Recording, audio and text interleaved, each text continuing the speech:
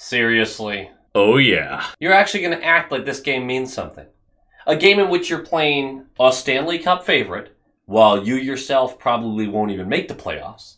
A game where you're playing a team missing 3 of their best players, one of which who was your captain a week ago. I mean, you got nothing left. I've taken everything from you. You know, I'm surprised you can say that after the Bruins just showed you that you couldn't take everything from us if you tried. The Bruins will always fight until the bitter end. That's what we represent in this city. Fight to the bitter end? Yep. What about the first 64 games? An outlier. The majority of the season is an outlier? Look, sometimes it just takes a little while to get going, you know? I hear that. I've got the same issue.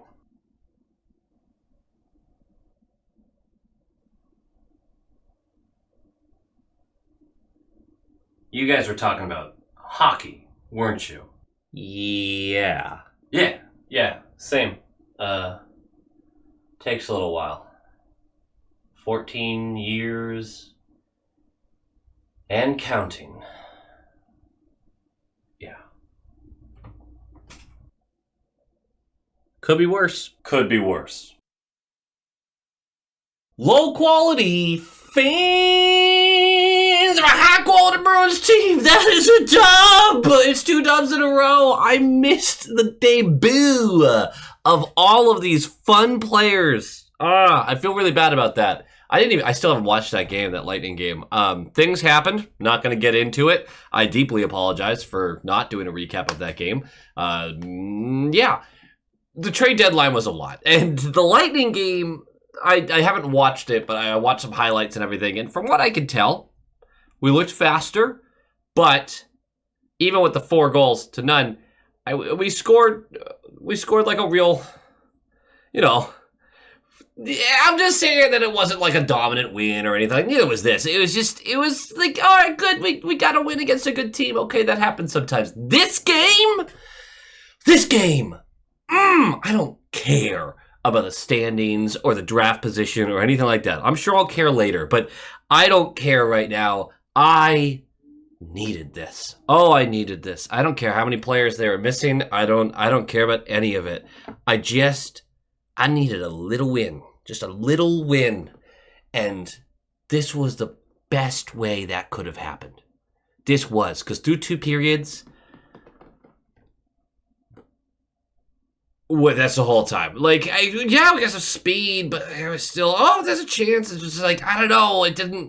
It wasn't registering to me. It wasn't lifting me out of the malaise that was caused by the trade deadline, and not in the way, I mean, you guys many of you watched the trade deadline live, and it wasn't something where I was absolutely shocked by the fact that certain things happened.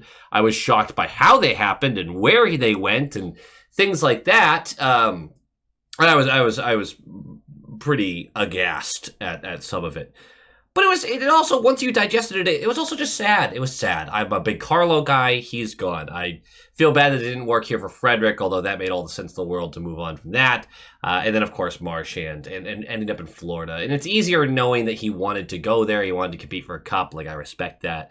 I'm kind of sick of, like, devastating losses happening and then players going to that team. Kind of sick of that. So if we could stop doing that, that'd be cool. I guess I'm really cherry picking that because I'm thinking of Krug. That was a while ago, right? That's dumb. Anyway, guys, this was just such an incredible effort. And we're going to talk about the new acquisitions. We're going to talk about the game, obviously, but I'm just really proud of them. I'm really proud of these guys who, let's be frank, a lot of them have every reason to quit on this game. We'll get into it, but man, what an effort. What an effort. Oh, just for the night. Let's have some joy. Have some happiness. You know, this season's been just a slog. And this is right up there with best feeling wins of the season. By a margin. It's up there. Let's talk about this Panthers team for a second. I didn't do the full deep dive because this Panthers team doesn't matter anymore. None of what they've done this season or anything matters because they've been coasting. They don't care yet. They don't. I think they cared in this one, particularly towards the end. But They don't, right? So they're 14th on the power play, 11th on the penalty kill, 8th in goals for, and 7th in goals allowed. Those are good stats. Those are good stats. It doesn't matter. This team will be very different closer to the playoffs, or in the playoffs, I should say, when Kachuk is healthy, when Marchand is healthy and ready to go. A couple games in when Ekblad is back, because he's doing performance-enhancing drugs. Cheaters. I'm not one that sits here and goes like, oh, nope, they probably cheated during the cup run. He was trying to return from an injury and made a really dumb decision. So I really liked his excuse was, oh, I should have checked with the league on that. Yeah, that's like the whole thing, idiot. What do you mean? What do you mean you should have checked with the? Yes, that's the point. If you're gonna take something, you have to make sure that it's not against the league's policies. Like that's. Anyway, he said it almost like it was an excuse, which I found funny. I don't know. Either way, they're not cheaters. The cup's legitimate. I'm not going down that road at all. All I'm saying is the East is wide open, and this team isn't in its final form by any means. And let's be honest, they have clearly coasted through portions of the season. The Florida Panthers are still excellent, and they're still very likely to at least make the conference finals, if not the Stanley Cup finals. Then from there, the West is really tough too. So I wouldn't call them favorites, but I would certainly put them in the category of true contender. Obviously, right? I'm not breaking ground there. Let's talk about the Bruins lineup a little bit, which is a little painful. So we've got Geeky Zakapaster, obviously. Who's Nadinov?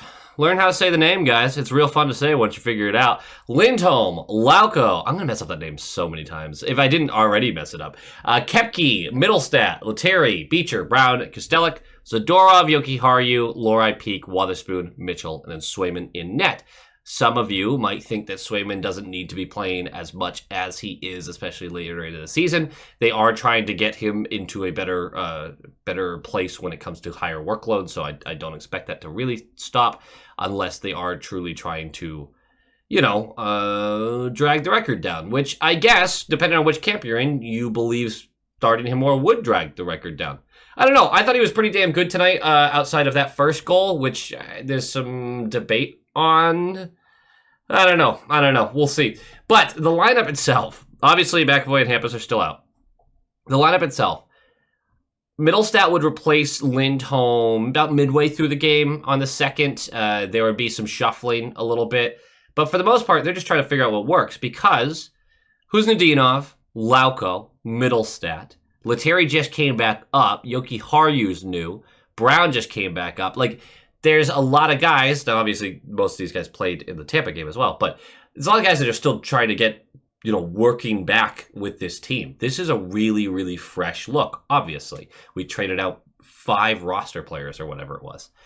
Patra, as the name that keeps popping up, is down in Providence, which is fine, I guess. I don't like it, but I'm not going to sit here and pretend that he was lighting the league on fire while he was up here. He had hit a stalling point. I think he'll be back soon over some of these other guys. I think he's a clear improvement over some of them. But that being said, it also depends on what lineup they want to roll out. And if Sweeney's sitting there going like, nah, I want Patra to continue to develop in the AHL, and I'm not saying I agree with this, but if this is the mindset that he takes, he's like, I want to protect him.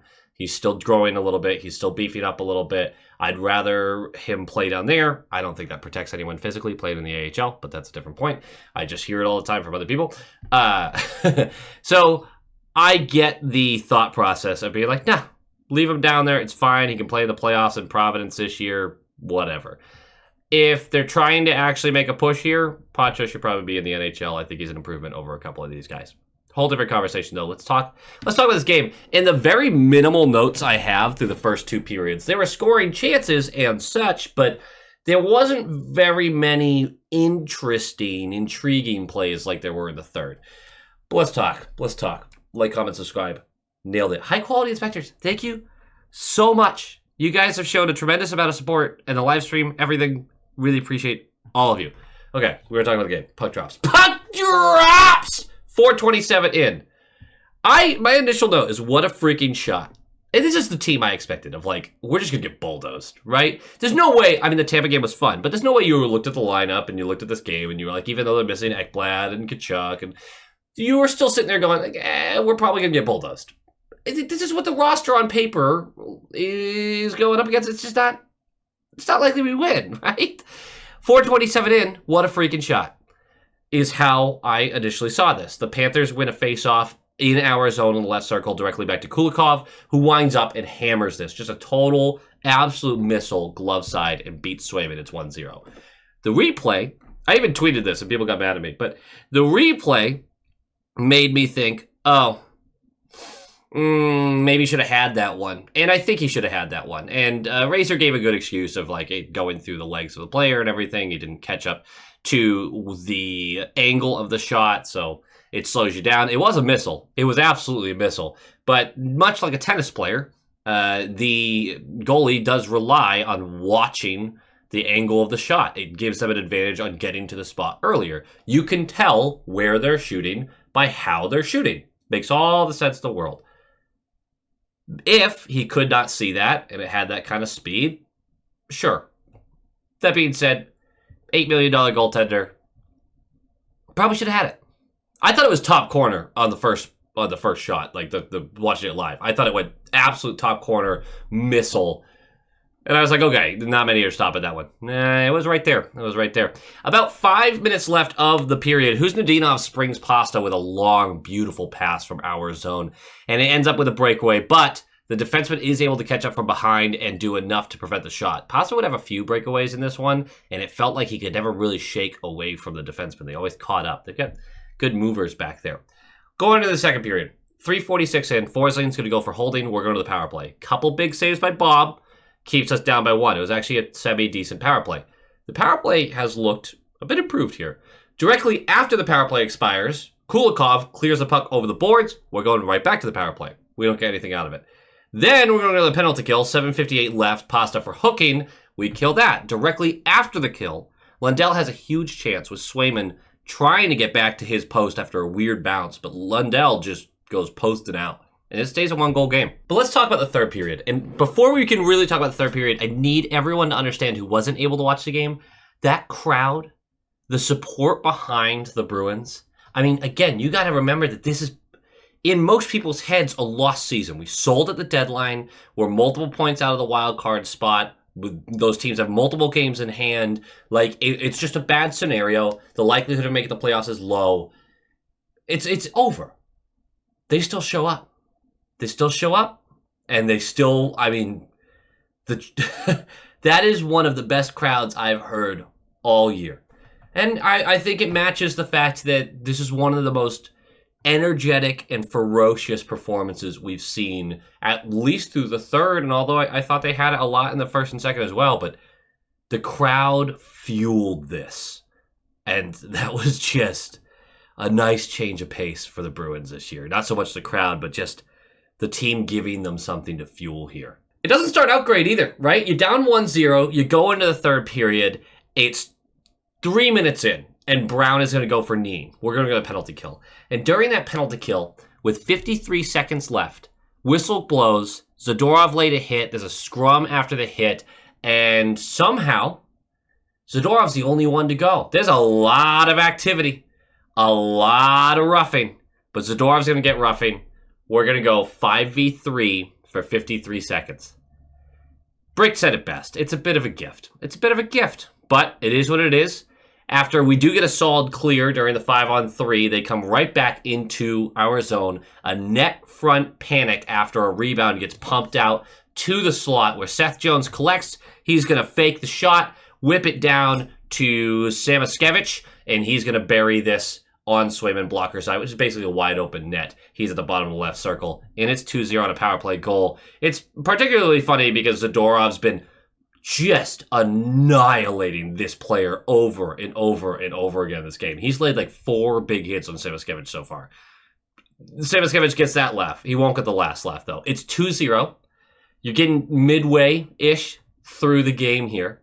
11:38 left. Pasta, breakaway, gets stoned by Bobrovsky. The ensuing play, Pasta will get tripped up by Jones, though. We're going to go to power play. But, I mean, it is not a lot to work off of here. It's 2-0. You got 11 and a half minutes left of the period. You just had a breakaway, didn't capitalize on it, but the crowd starts buzzing. They just start humming, and the noise keeps increasing. 30 seconds later, Panthers are being hugely aggressive on the penalty kill, and they've got all 4 guys basically coming over to whatever side of the ice the puck's on. And it gets worse for them because it looks like Luosterainen is going to pump this puck away from Elias Lindholm, who's on the near wall, makes one of the best plays he's made all season. Got one hand on his stick, managed to swipe this puck around Luosterainen's body over to Middlestat, who's at the bottom of that near circle. And Middlestat looks up and goes, holy crap, Pasta's sitting in front of the net. Everyone committed because it looked like a turnover was about to happen. Free pass, great pass. Pasta, in, out, goal. 2-1. Power play goal for the Bruins. I understand that if you've watched this team all year, that maybe that wasn't enough for you to get your hopes fully up. But it was enough for the people in the building who started going nuts. 15 seconds after that, Bobrovsky clears the puck over the glass. We're going on a power play. And the crowd gets louder. No luck on the power play. Swayman does make a huge breakaway save on Boquist to keep us within 1. Crowd gets a little louder. 6:09 left. The Panthers seem to win a board battle in their zone, spitting the puck to the near circle, but Lauko refuses to give up on it, fights off a body, and sprints to the puck. Now, it looks like he misses getting a chance at actually impacting the play because the puck is then pushed past him. I just caught a mosquito. Past him to Kulikov, who's at that near circle at the bottom. But Kulikov, I think, is affected by how quickly Lauko jumped into that play. Lauko's not near him at this point, but with the feverish pace of the forecheck, he makes a mistake and just pushes this puck up towards the left point, which is grabbed by Lori, who just skates into the high slot, strides in, this body's in front moving, he pump fakes, settles, and whips this. Glove side, and it's 2-2. Mason Lori with the roar, Louisiana man. The crowd is erupting. They give a shit. The players give a shit. This season's not lost to them, right? They're fighting through it. And then 3:18 left. Zadorov keeps a puck in on the left point and pushes it down the wall to Pasternak, who just struggles his way away from a defender on the left wall and is able to skate below the goal line right before he gets behind the net. He's going to do that nice little pass, splits the defense up to Zacha, who's in that left circle, and buries this far side on Bobrovsky. It's 3-2. The Bruins have scored 3 goals in about 8 minutes to take the lead from a 2-0 deficit in the third period, which has happened to... I think the Panthers have blown leads twice this year in the third period. Something, I'm going off memory of what they said on the broadcast, so I hope that's not too incorrect. But yeah, it hasn't happened often. I don't care about the personnel that's missing. This is huge for the Bruins. They just haven't had a lot of these this year. And it's building confidence. 3:07 left. Lundell for roughing. And Lauko for roughing. We're going to 4v4. And there's some scary moments because the Panthers immediately pull the goalie, which is a wise decision given this team's track record, I think. But they can't seem to get one until 1:31 left, where we're all expecting one to go in. I know it's a new team, but come on. All year, the Bruins have done this to us. During the 4v4, about 20-ish seconds left, a puck seems to be absorbed by Swayman, but the whistle goes, and it feels to me as that whistle is going, it squeaks out. Reinhart took another slash at Swayman. He was quickly handled, but the puck squeaks out and past the goal line. The ruling on the ice is that puck was smacked after the play was already dead. No goal. We'll take it. I don't care. We will take it. 3.3 seconds left after a whistle. Bennett finally does this. Ugh. How long have we been waiting for Sam Bennett to bite off more than he could chew, look around, and go, oh, it's just me. I don't have anyone to turtle behind, and I don't have a chance to turtle myself. I think he gets Zadorov high with his stick or something like that during the play that's missed. Zadorov's head snaps back, right? And Zadorov turns to him, gives him a shove. And Bennett gives him a little cross-check, Zadorov gives him a little cross-check. And I swear to God, Zadorov's eyes just light up as he realizes as well, oh, you have nowhere to run. I finally get to get you. And Sam Bennett's pissed off everyone in the league. I'm not acting like Zadorov's been here for the past couple of years and has dealt with all of it, but this was a huge opportunity for him. And so he sheds him, grabs Bennett by the jersey, and does not let go. It doesn't look like Bennett's ready to fight to me. It does not look like he's like flailing his stuff off. He's like, oh shit, we're doing this. And then he gets his absolute brakes beat off of him. Just annihilated, down to the ice, pummeled, and continues to try to hit Zadorov once the refs dive in. I think Zadorov was also still getting some smacks in. I just couldn't really tell from the camera angle. He just gets pummeled.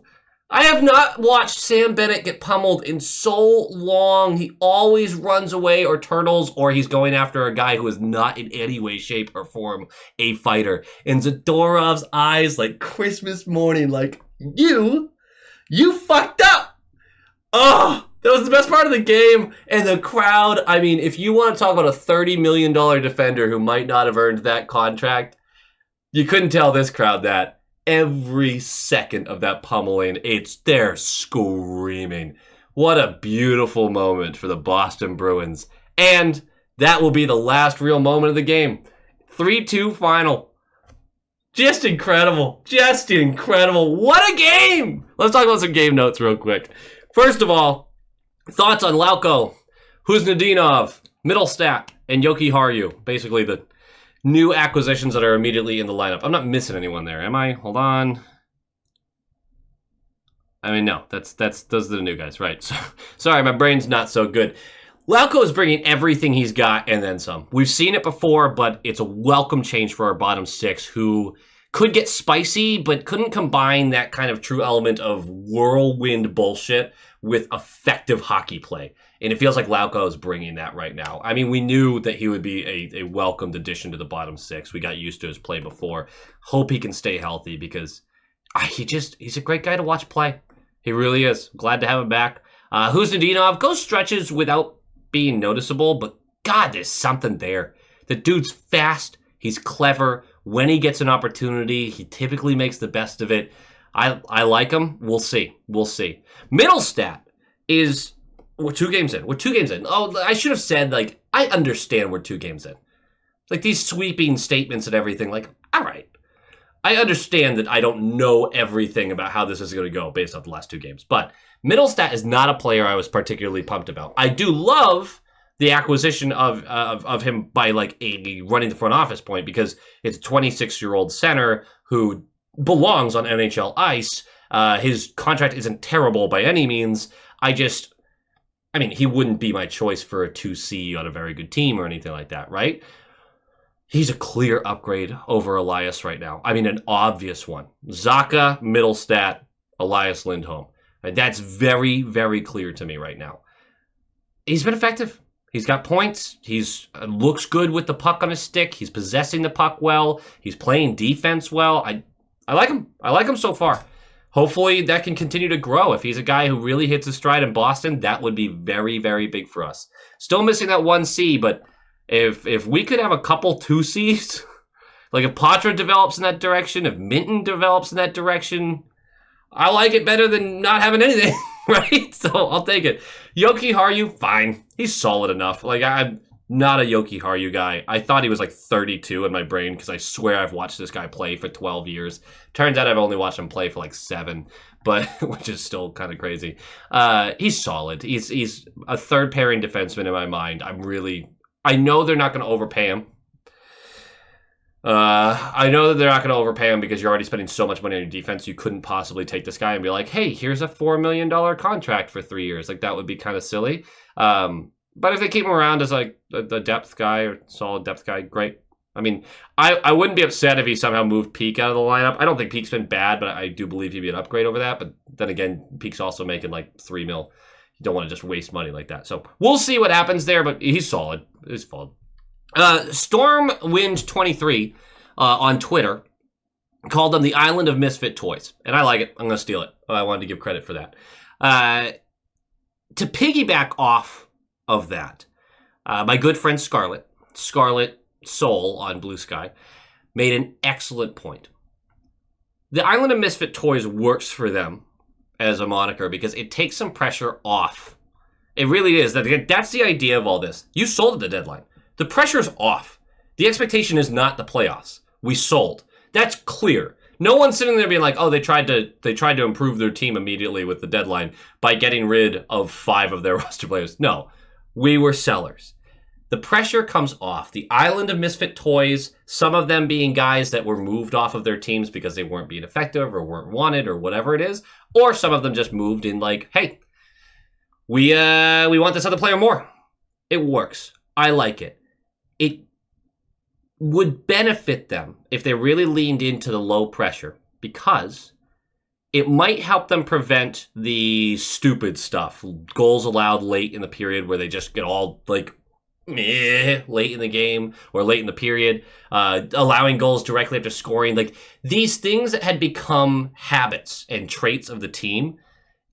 I don't know if this was a big enough shakeup of the roster to prevent that, but I mean, so far so good, right?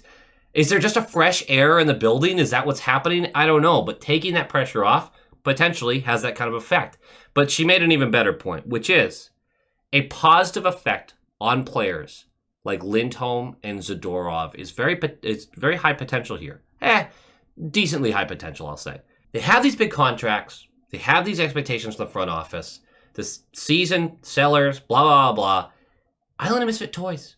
Just try to mesh with these guys, simplify, a lot less pressure, at least for the last 16 games of the season. Like, just do what you can do to the best of your ability. Don't worry about the expectations. Don't worry about the contract. It might just free them up, you know? It could have a really positive effect. Again, we're 2 games into this, but I liked the point from Scarlett. Great job, Scarlett. I thought it was interesting. Last game note. This team was given an opportunity to quit. Really midway through the third. They're down by 2 by a team that's had your number for years now. The fans are thinking about draft position, and this team is wildly outskilled on paper by most NHL rosters at this point. I'm proud of these guys. There was no reason to fight that hard, especially by the established guys who don't have their roster spots at risk next year. But they fought and they won, and I gotta respect it. They really fought for this. I felt like these guys understand where the season's at. They do, and they still don't give a crap. They're like, we're not quitting, and they said as much in their interviews. But there's a difference, right? There's a difference between saying it in the interview and being down 2 goals by a team that is way ahead of you in the standings midway through the third. It would have been so easy to have these guys come out. All right, do a 45-second shift back to the bench. Like, let's get out of here. Nope. They fought and they clawed and they won it, and it mattered to them. They celebrated. I don't know, if they can build off this kind of joy, this excitement, that's what I want to see. Draft position be damned. No, seriously. Like, I want a better draft pick if they're going to miss the playoffs at this point. We were sellers at the deadline for a reason, all that kind of stuff. But I could be pretty satisfied with a team that is going to fight for it every night. And you know, there's some guys that are fun to watch. There's a lot more speed. It's a lot more interesting to watch right now. And hopefully we get to see some of these guys really grow into effective NHL players. I like it. I can't be upset after tonight. This was cathartic in a weird way. Go Bees. Go Bees! And of course, here at the end of the video, I love to give some shout outs to the fantastic high quality inspectors who help support the channel and keep this running. I super appreciate every single one of you, from the role player tier, the top line tier, and of course the all-star tier. We are going to do our shout outs for this top line tier. Thank you so much to Sean Kreider, Michael Kammerer, Chris and Erica, Kevin Timperley, Quackin' Platypus, JM, Negev79, Lola Cattingsworth, EKM Productions, Moonlighter TV, Big Bad Bruin, The Bugman, Jeff with a G, Tommy Braga, Roland22, GD Viperworks, Len Kreutz, Brock Nope, Han Slobo, Coach D, The Atomic Lizard, Bradley Johnson, Brett Arney, Pincent, and Nick Zatrullo. Thank you so much, each and every one of you. Your top line material. But now we got to move on to our all-star tier members, the absolute legends. We have Jacob Pratt, Jake Brower, Dampen, JG's 12, Mark S., Ann Hustis, Lorenzo Wood, Penny Pasta, Levi Catalani, Boston Stringler, Bagel, Nightmare Eco, John Kirk, Joel, Heil E. Coyote, Darren Woodbury, Abraxion, Wolf Warrior, Vinny, Adrian Winter, Tupton D. Tashi, Bruins Smash, D.A. Kingery, The Only Newts, A Tasty Snack, Dutes42, and Jeremy. Thank you all for all of the support and love that you are all giving. I appreciate each and every one of you. And as always, go Bees!